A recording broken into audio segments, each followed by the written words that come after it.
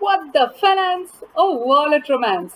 Welcome to the 21-day money challenge, an initiative to help and grow your money as much as you can. Use these tips, tricks, and tools in your personal finance as well as your business finance. Share your journey and remember, you're not alone. Show some love by smashing the thumbs up button so that it can reach more people and do comment on your progress. Are you ready? Let's get started for today.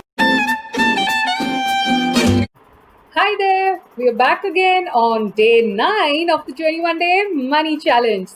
So, today's topic is something you're probably already aware of, but yet I'm going to emphasize it to you again so that it refreshes your memory and also that it is instilled deeply in you and so that you take the right financial decisions when you go. So, the question that we need to debate on today is, are all assets good? Are all assets good for you? Or which are the assets that are good for you? Right? So let's again take Sid's case. Now, Sid, saw his peers driving fancy cars. And Sid was also very tempted and he went ahead and bought a lovely luxurious car which was slightly beyond his means. So he feels the pinch of paying the monthly repayments of his loan, especially month on month, and not just that, even when he has to incur some huge monthly repairs and maintenance expenses.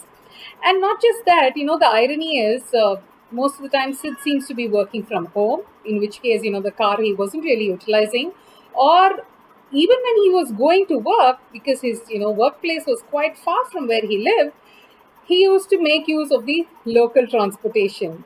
So, on a daily basis, he wasn't using the car much.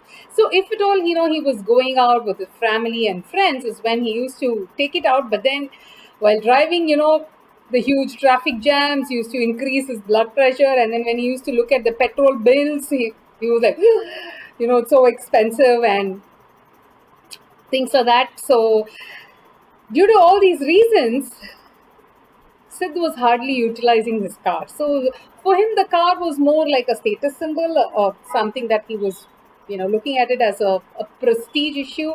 And if you actually look at the utility value, it was quite minimal for Sid. So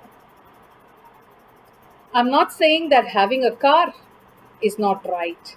In fact, having a car is probably more of a comfort than a luxury in these current days. However, the point I'm trying to make to you is that it is essential to take the right decision by getting the right car that's meant for you and, most importantly, well within your financial needs. That is the key, right? And this example of a car is, it's just an example. It can be for anything else as well where you're utilizing your money. So I want you to take a moment's pause and reflect on the items that you actually need and utilize, and what is the utility value and what is the worthiness you're getting out of it. It can be any item. So I want you to do this exercise for especially when you're planning to buy something new. Something new, it could be an asset which you think is an asset, and see what is the benefit that you're going to get out of it and how you're actually utilizing it. So the key here, my friends, is to differentiate between an appreciating asset and a depreciating asset. So this was the second thing I wanted to talk to you about today, because take the example of the car again. So let's say you bought a car and you want to sell it for various reasons after utilizing it for just a month or two. Do you think you're going to get back the same amount? It'll probably be a much lesser amount than what you had paid for it, simply because its value depreciates. So before you make the decision, a lot of people I know think that buying an asset is good. They don't look at it as an appreciating asset or a depreciating asset, so they just blindly go and invest in an asset.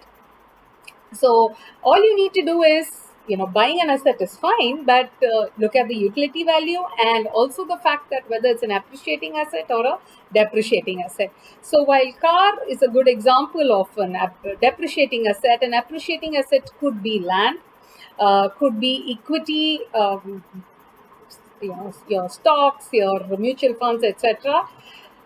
But again, remember, there's no guarantee.